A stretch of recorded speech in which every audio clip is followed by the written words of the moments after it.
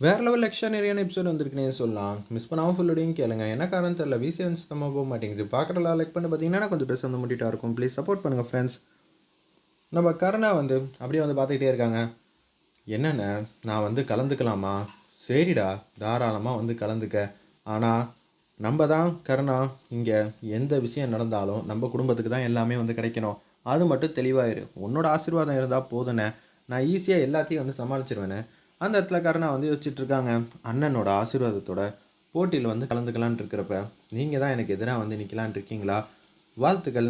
உங்களை பார்த்தா வந்து சண்டையெல்லாம் வந்து பண்ணுற மாதிரியே தெரியலையே அப்படின்னு சொல்லி கேட்கும்போது, அப்படியா, அதையும் தான் பார்க்கலாம் சார். கோட் சுட்டை போட்டு ஆளை வந்து எடை போடாதீங்க. அப்புறம் நீங்கள் தோத்துற போகிறீங்க. கருணாவை தோக்கடிக்க இங்கே ஒருத்தன் பிறந்து தான் வரணும். அதையும் தான் களத்தில் வந்து பார்க்கலாம். நீங்கள் இவ்வளோ கான்ஃபிடண்ட்டாக இருக்கிறத பார்த்தா நானும் உண்மையான வீரங்கிட்ட போட்டி போட்டு ரொம்ப நாள் ஆச்சுங்கிற மாதிரி யோசிச்சுட்டு 2 பேரும் பேரை வந்து கொடுக்குறாங்க. வாழ்த்துக்கள்ங்கிற மாதிரி ஃப்ரெண்ட்லியாக தான் வந்து பேசிகிட்டு இருக்காங்க 2 பேரும். நீங்கள் என்ன பண்ணுறீங்க அப்படின்னு சொல்லி யதார்த்தமாக வந்து ஜாலியாக வந்து பேசிகிட்டு இருக்காங்க.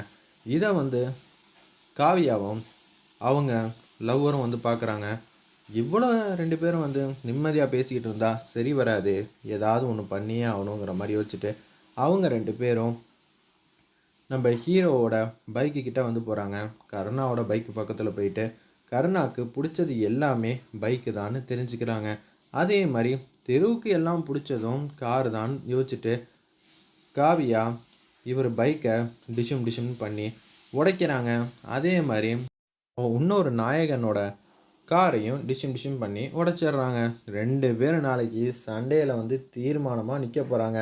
யதார்த்தமாக பாண்டியும் நம்ம கருணாவும் வந்து பார்க்குறாங்க. என்ன மச்சான் இங்கே வந்து உடஞ்சிருக்கு அப்படின்னு சொல்லும்போது, இவ்வளோ நேரம் நம்மக்கிட்ட நிம்மதியாக வந்து பேசிக்கிட்டு இருந்தா நானும் பெருசாக வந்து கண்டுக்காமல் விட்டா அவன் என்ன இப்படியெல்லாம் பண்ணி வச்சுருக்கான், அவன்தான் காரணமா அப்படின்னு சொல்லி யோசிக்கும்போது டக்குன்னு அந்த பக்கம் இன்னொரு ஹீரோ அவர் காரை வந்து திறந்து பார்க்கலான்னு வரப்ப உடஞ்சிருக்கிறதையும் நோட் பண்ணுறாங்க.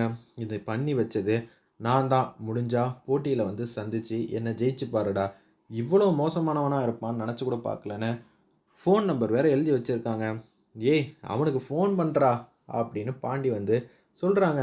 என்ன தைரியம் இருந்தால் உடச்சி வச்சது இல்லாமல் ஃபோன் நம்பர் வேறு எழுதி வச்சுருக்கான். அவனுக்கு என்ன திமிரு இருக்கும் மச்சான். அவன் யார் என்ன வேணான்னு இருக்கலாம் மச்சான். அவன் எப்போ குறுக்கு பாதையில் போகணும்னு நினச்சிட்டானோ அப்பயே நீ அவனை பார்த்து நல்லபடியாக வந்து அமுச்சு வை மச்சான். அப்போ தான் அவனுக்கெல்லாம் வந்து ஊர் மத்தியில் தோத்தாதான் அவனுக்கு புத்தி வரும் அப்படின்னு சொல்லி வச்சிட்டு இருக்காங்க. சரின்னு சொல்லிட்டு கருணா வந்து ஃபோன் அடிக்கிறாங்க. ஃபோன் அடிச்சு, டேய் நீ யாருன்னு எனக்கு தெரியாது. உன் பின்னாடி எத்தனை பேர் இருக்காங்கன்னு எனக்கு அவசியம் இல்லை. என்ன எனக்கு முன்னாடியே நீ பேசிட்டனா நீ நல்லவன் ஆயிடுவியா? நீ பண்ணி வச்ச வேலையை என்னால் மறக்கவும் முடியாது மன்னிக்கவும் முடியாதுன்னு கோவப்பட்டுட்டு இருக்காங்க. உடனே கருணாவோட ஃபோனை வந்து கவர் பண்ணிவிட்டு பாண்டி வந்து பேசுகிறாங்க. என்ன மச்சான் சொல்கிறான் அவன். நமக்கு தான் இங்கே பொருளை உடச்சி வச்சுட்டு ஃபோன் நம்பர் எழுதி வச்சுட்டு போனா அவன் என்னமோ அவனுக்கு ஏதோ சொந்தமான ஒரு விஷயம் உடஞ்ச மாதிரி அவன் பேசிகிட்டு இருக்கான். விட்ரா பார்த்துக்கலாம். சரி நீ யாரா வேணான்னு இரு, நான் வந்து உன்னை களத்தில் வந்து சந்திக்க தயாராக இருக்கேன்னு 2 பேரும் கோவத்தின் உச்சத்தில் வந்து பேசிகிட்டு இருக்காங்க. இதோ ஒரு பக்கம் கௌதமும் ஒரு பக்கம் கவிதாவும் பார்த்துக்கிட்டே இருக்காங்க. சூப்பர் களை கட்டுது ஆட்டம் அப்படின்னு சொல்லி வச்சுட்டு ஃபோனை வந்து வைக்கிறாங்க. கோவத்தின் உச்சத்தில் வந்து இருக்காரு நம்ம கருணா.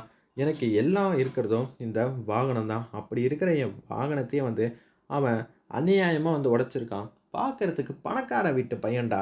அப்படி இருக்கும்போது இவ்வளோ அல்பத்தனமாக நடந்துக்கிறான். உனக்கு தான் தெரியுமே உங்கள் அண்ணன் மாதிரி தான் அவனும் நடந்துக்கிறான் அப்படின்னு அந்த இடத்துல சொன்னோன்னா முறைக்கிறாங்க. ஓய் விட்றா விட்றா ஏதோ பேச்சில் வந்து உண்மையை வந்து சொல்லிட்டேன். அதுக்கெல்லாம் வந்து கோவப்பட்டா என்னத்துக்கு ஆகுறதுன்னு காமெடியாக வந்து பேசிட்டு அங்கேருந்து போகிறாங்க. ஒரு பக்கம் இன்னொரு ஹீரோ வந்து பார்த்துக்கிட்டே இருக்காங்க. இன்னைக்கு நான் யாருன்னு காட்டுறேன்னு சொல்கிறப்ப இப்போ தான் நம்ம இந்துமதி வந்து யோசிக்கிறாங்க.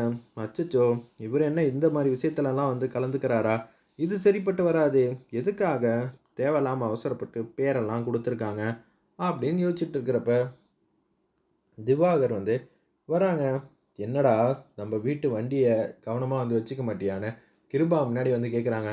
அண்ணா இது எல்லாத்துக்கும் காரணம் நான் ஒரு இடத்தன் கூட வந்து விளாட்லான்னு களத்தில் இறங்குறேன்ல அவன் தானே இதெல்லாம் பண்ணியிருக்கான். கிருபா வந்து கடுப்பாயிட்டாங்க. என்னடா சொல்கிற கருணா இப்படியெல்லாமா பண்ணி வச்சுருக்கான். அவனை உண்டுலன்னு ஆக்குடா. நீ யார் என்ன ஏதுங்கிற விஷயத்த வந்து காட்டுறான் அவனுக்கு. நாளைக்கு போட்டி இல்லைடா வேற லெவலில் வந்து பெர்ஃபார்ம் பண்ணும் சரியா? உன்னோட ஆசீர்வாதம் என்ன? நிச்சயம் நான் நாளைக்கு கலக்கு கலக்குன்னு கலக்கிறேன். அவன் வேணா தன்னந்தனியாக இருக்கிற வாகனத்தை வந்து உடைச்சிருக்கலாம். ஆனால் நான் அப்படியெல்லாம் பண்ண மாட்டேனே. எல்லார் முன்னாடியும் நான் யாருன்னு அவனுக்கு நான் காட்ட போகிறேனே.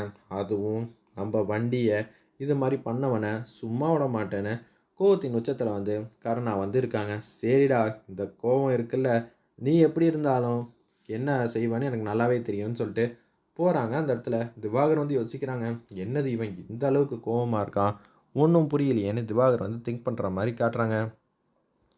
இந்த மாதிரி வந்து ஒரு பக்கம் நினச்சிக்கிட்டே இருக்காங்க. அந்த சாமியார்கிட்ட பேசின விஷயத்த எல்லாத்தையும் நீ தான் வந்து கவனமாக இருக்கணும்.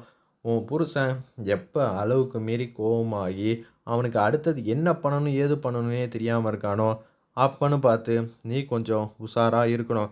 அப்படி உஷாராக இல்லாமல் விட்டுட்டேன்னு வச்சுக்கிங்க, அதுக்கப்புறமேட்டுக்கு உனக்கு என்ன நடக்கும்னு எனக்கே ஒன்றும் புரியாது. பார்த்துக்க, உன் வாழ்க்கை உன் கையில் தான் இருக்குது, வேறு யார் கையிலையும் இல்லை. நம்ம நடந்துக்கிற செயலில் ஒரு இது தப்பாக நடந்துட்டாலும் அப்புறம் போனதை நினச்சி வருத்தப்பட்டுட்டு தான் இருக்க முடியும். பார்த்து உஷாராயிரு என் மகளே அப்படின்னு சொல்லிட்டு அவங்க போன விஷயத்தை எல்லாத்தையும் ஞாபகப்படுத்திக்கிட்டே இருக்காங்க. என்னடா அது, இப்போ நம்ம என்ன சொல்லி அவங்ககிட்ட பேச வைக்கிறதுன்னு ஒன்றும் புரியலங்கிற மாதிரி தடுமாற்றத்தின் உச்சத்தில் இருக்காங்க. நான் சொன்னாலாம் எதுவும் கேட்க மாட்டாங்களே. ஜெயந்தி அக்கா வராங்க. என்ன ஆச்சு இந்து, ஏன் இவ்வளோ சோகமாக இருக்க? தேவையில்லாமல் கருணா வந்து சும்மா இல்லாமல் இங்கே உட்காந்துக்கிட்டு நிம்மதியாக இருக்கலான்னு வந்தா அவன் என்னென்னமோ யார் யார்கிட்டயோ வந்து வம்பிழுத்துக்கிட்டு இருக்கான். என்ன ஆச்சுன்னு ஜெயந்தி அக்கா கேட்கும்போது, அக்கா பாருங்கக்கா, என் வண்டியை பார்த்ததுக்கப்புறம் பேசுங்க. என்ன கருணா, ஜாக்கிரதையாக இருக்கலாம்ல, நான் மாட்டுக்கு ஓரமாக தான் நிப்பாட்டியிருந்தேன். அவன் தான் இதை முதல்ல ஆரம்பித்து வச்சான். நிச்சயம் நான் அப்படியெல்லாம் பார்த்துக்கலாம் சும்மாலாம் இருக்க மாட்டேன். அவன் தான் ஆரம்பித்தானா? சரி, கருணாவை பற்றி எனக்கு நல்லாவே தெரியும், அவன் எப்படி யாருன்னு. நீ கவலைப்படாத இந்து, அவன் ஈஸியாக வந்து சமாளிச்சிருவான் அப்படின்னு அந்த இடத்துல வந்து சொல்கிறாங்க. இதை கேட்ட உடனே ஒன்றும் புரியாமல் நிற்கிறாங்க. நீங்கள் வேற வந்து ஏற்றி விட்றீங்களா அப்படின்னு சொன்னோன்னே, நான்லாம் ஒன்றும் ஏற்றியெல்லாம் விடலைம்மா, அவனுக்கு அவனை பார்த்துக்க வந்து நல்லாவே தெரியும் அப்படின்னு அந்த இடத்துல சொல்லிட்டு இருக்காங்க. எது எப்படியோ இந்த மாதிரி மட்டும் ரொம்ப கவலையில் இருக்காங்க. என்னடா அது இப்படியெல்லாம் நம்மளை சுற்றி வந்து நடக்குதுங்கிற மாதிரி யோசிக்கிற மாதிரி காட்டுறாங்க. வெயிட் பண்ணி பார்ப்போம்.